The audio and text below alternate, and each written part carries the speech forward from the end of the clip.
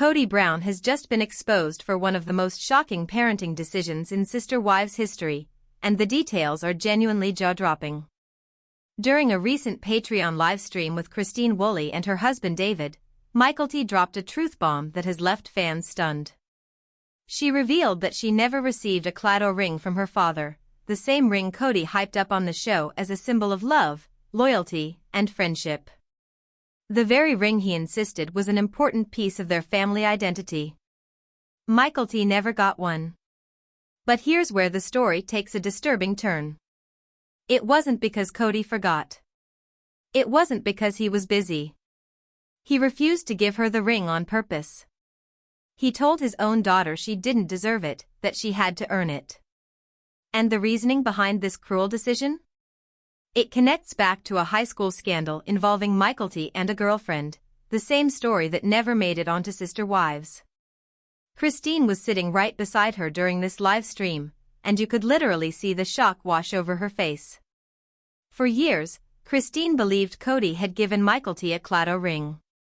She thought her daughter had received that meaningful family symbol. But the truth? It was far more heartbreaking. Mykelti had to buy her own ring. As a teenager, she went on Craigslist, found a sterling silver claddagh ring with an amethyst stone, and purchased it herself, all because her father refused to give her the one he gave her siblings. Imagine being a child and having to buy your own symbol of belonging because your father decided you weren't worthy of it. But the betrayal doesn't end there. Robin told Christine that Kody had already taken care of it, that he did buy Mykelti a ring. It was a lie straight to Christine's face. That lie stopped Christine from confronting Kody. It prevented her from defending her daughter. Meanwhile, Mykelti was left feeling rejected, unworthy, and pressured to earn her father's affection her siblings received freely. And all of this ties back to the reason Kody withheld the ring. Mykelti explored her sexuality as a teen. She dated a girlfriend in high school, experimented, and tried to figure out who she was, normal teenage behavior, but completely unacceptable by Kody's strict standards. She asked her father for that ring 12 times. And 12 times, Kody said no. She had to behave. She had to earn it. This was no longer about a ring. This was about a father who made his love conditional. This was about manipulation, control, and the emotional damage caused by telling a child she must perform perfectly to deserve basic affection. But this is only the beginning of the twisted story. So what exactly triggered Kody to essentially turn his back on Mykelti? What truly happened in high school that led to years of punishment and rejection? It all started with a massive hickey, and a girlfriend the TLC cameras never knew about. Mykelti was in high school, living with Christine during the Centennial Park era, and she was dating her best friend. One night, the two had a normal sleepover until the next morning, when Mykelti emerged with an unmistakably huge hickey on her neck. Not something subtle. Not something easily hidden. It was obvious. Christine noticed immediately. And in that moment, Mykelti's secret was out. She had been experimenting, dating both boys and girls, trying to explore her identity, just like so many teenagers do. But in the Brown household, where purity culture dominated everything, this discovery turned into a full-blown scandal. Mykelti even discussed this on the Patreon livestream, admitting she dated both genders and just wanted to understand herself. She joked that her girlfriend was like her sister wife, trying to laugh off something that clearly hurt. But the consequences were real.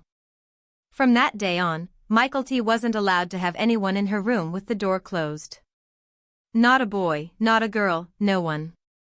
The rules slammed down hard, and Kody made sure everyone understood exactly why.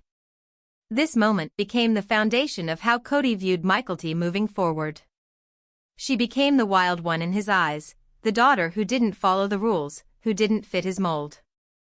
Instead of guiding her with compassion or having honest conversations about identity and sexuality, he turned it into a character flaw.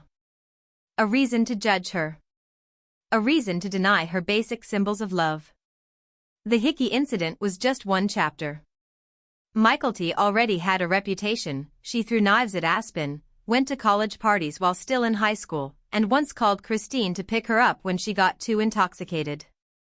Christine handled these moments with grace and unconditional love. Kody, on the other hand, kept a running list of her failures. Every misstep became another excuse to withhold affection, approval, and that ring. What no one realized at the time was that the claddagh ring was only the beginning. The real betrayal was still waiting in the shadows, and when it finally surfaced, it revealed just how far Kody was willing to go to control his daughter. The punishment Kody handed down to Mykelti wasn't limited to withholding a ring, it was far harsher and far more personal.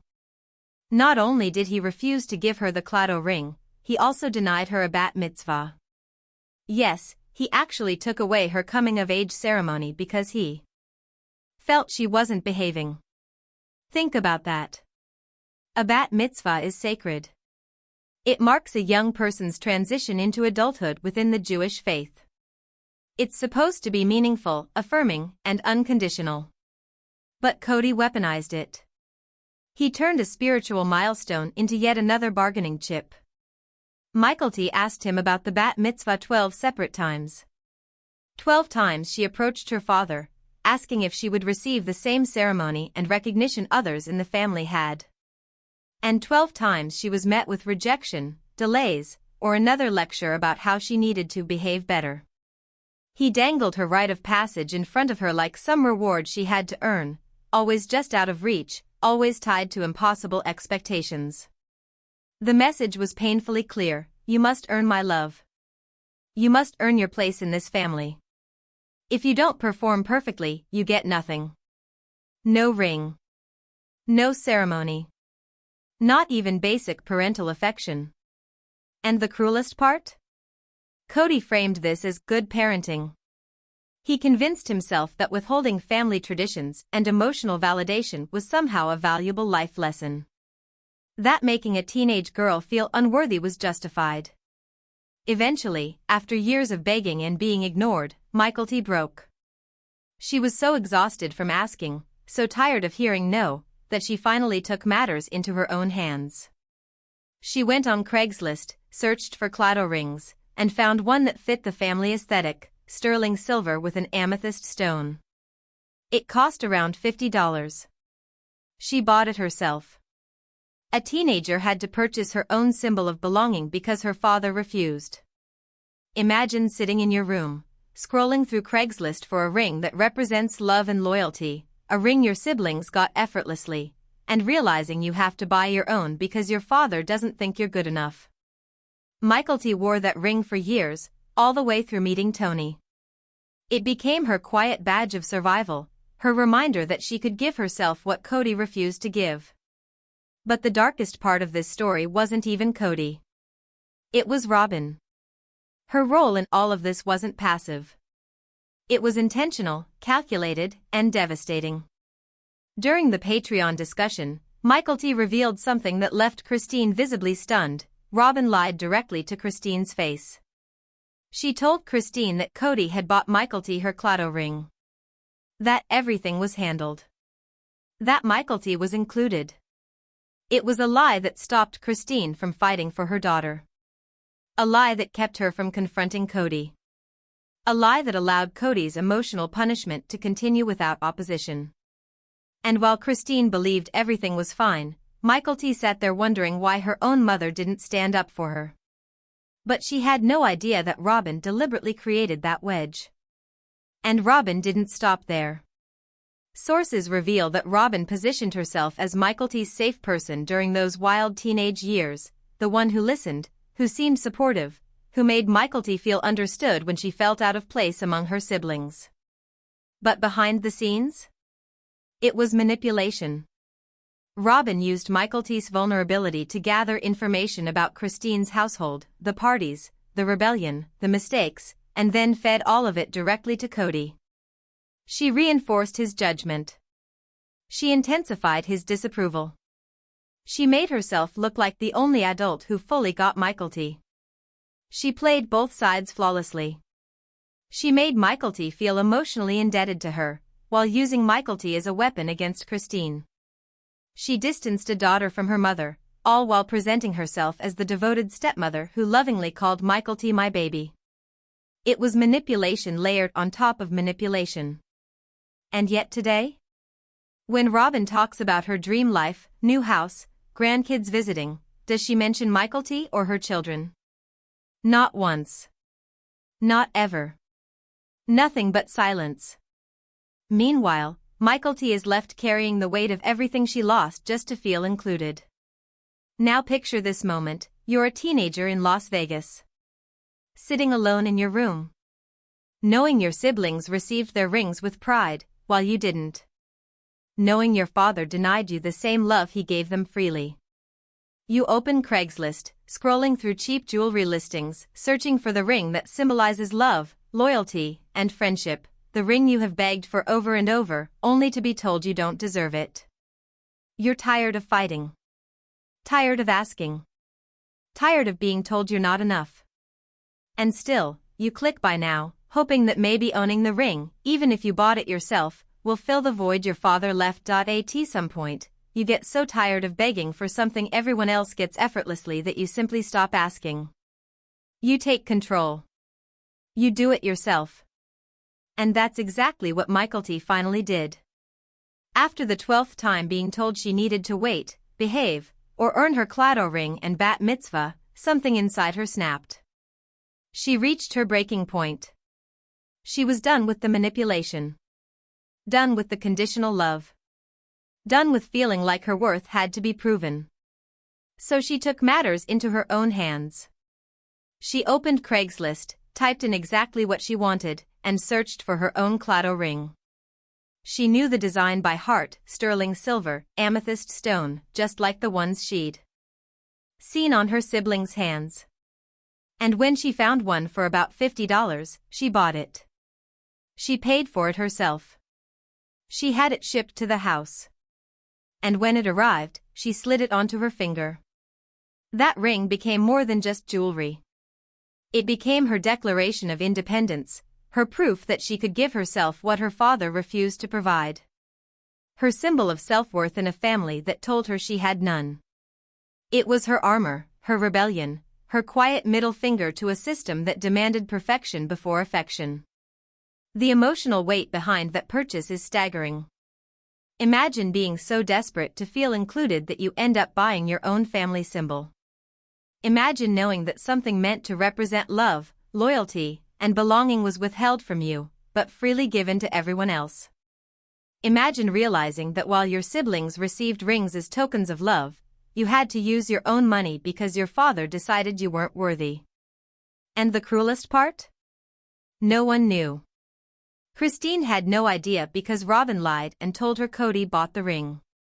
Kody never noticed, never asked, never cared enough to wonder. So Mykelti quietly ordered the ring, quietly wore it, and quietly pretended everything was fine. On the outside, she blended in. On the inside, she was carrying the truth: she had been excluded from something that should have been her birthright. Years later, when she met Tony, she finally removed the ring, symbolically letting go of the pain it represented. But her story wasn't just about a ring. It was about two completely different parenting styles, and one daughter caught in the crossfire. Christine versus Kody, a parenting divide you can't ignore if you want to understand just how different Christine and Kody are as parents. All you have to do is look at how each handled Mykelti's wild teenage years. Christine has always been honest about the fact that Mykelti went through a rebellious phase. But her philosophy was simple: show up. Be present. Love your child no matter what.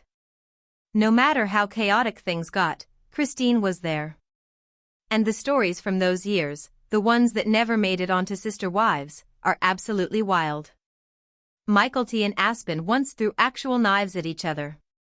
Real, sharp knives. Christine's home was the place where the kids expressed themselves, sometimes in extreme ways, because they felt safe enough to do so.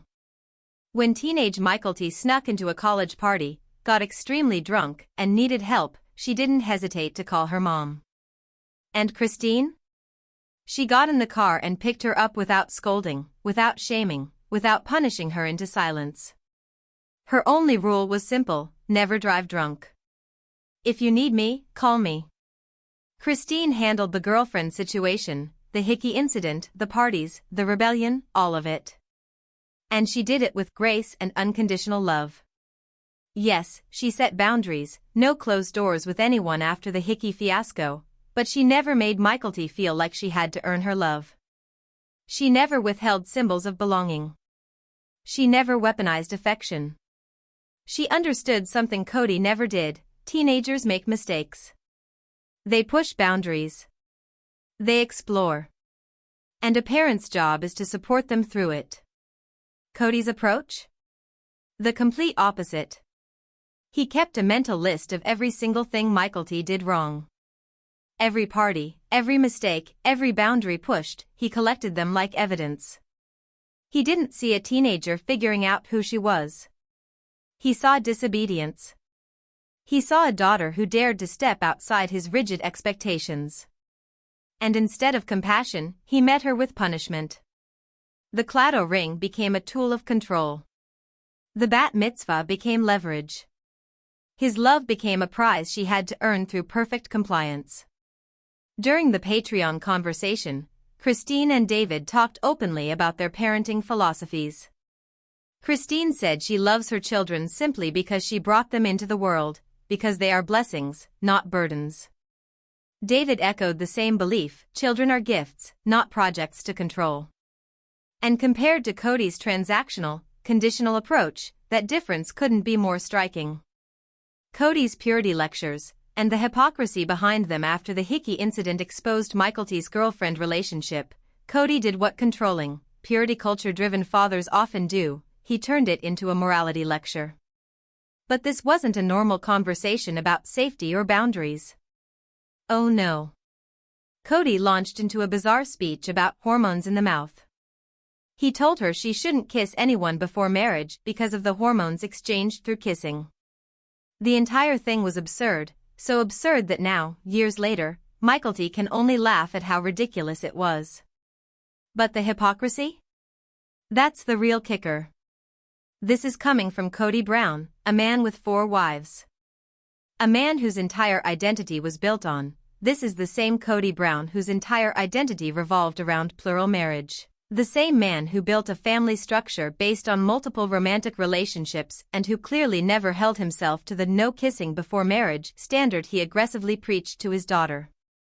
Yet there he was, lecturing teenage Mykelti about avoiding physical intimacy because of some bizarre, pseudoscientific warning about hormones in the mouth. The hypocrisy is almost breathtaking. Kody's reaction to Mykelti's sexuality was never about guidance or protection. It was about control. When Mykelti explored her attraction to both genders. When she kissed her girlfriend. When she behaved exactly like a normal teenager wrestling with identity and relationships. Kody didn't see a young girl growing up. He saw a challenge to his authority. He couldn't dictate her feelings, so he tried to control her behavior instead, using shame, fear, and ridiculous purity lectures to force her into compliance. And the claddagh ring? It was part of this purity narrative. While she gave Mykelti exactly what she was starved for: attention, validation, and affection. She made her feel special. She made her feel understood. She called her my baby and played the role of the adoring stepmother who would always be there. And Mykelti, desperate for acceptance, leaned into that relationship completely. But Robyn's affection wasn't genuine. It was strategic. While pretending to be the only person who truly accepted Mykelti, she was simultaneously undermining Christine behind the scenes. She created doubts in Mykelti's mind about her own mother. She listened closely to every story about Christine's house, the parties, the rebellion, the wild moments, and then delivered those details straight to Kody. Robyn equipped him with ammunition. She exploited Mykelti's vulnerability to harm Christine's credibility and strengthen her own influence. And the lie about the claddagh ring? That was one of Robyn's most destructive moves. By telling Christine that Kody had already bought the ring, she sabotaged Christine's ability to protect her daughter. She ensured that Christine wouldn't intervene. She allowed Kody's punishment to continue unchecked. And she positioned herself as the only loving adult in Mykelti's life, even though she was the one creating the emotional distance between mother and daughter. Mykelti believed Robin loved her.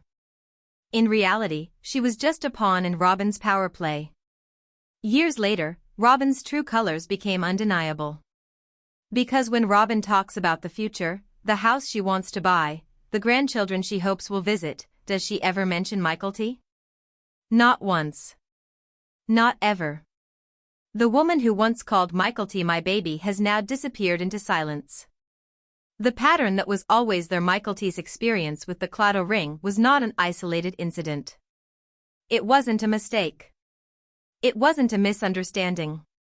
It was part of a much darker pattern, a culture of conditional love that shaped every single relationship Kody had with his children. During the Patreon conversation, Mykelti revealed something that should shock anyone who ever watched Sister Wives. As the brown kids grew older, Kody's love became conditional.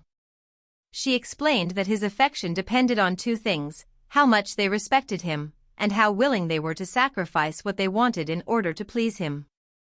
Let that sink in. According to Mykelti, Kody's love wasn't freely given. It was earned through obedience, compliance, and performance. She went even deeper, saying that the kids felt like they constantly had to put on an act for their father, not just behave, but perform.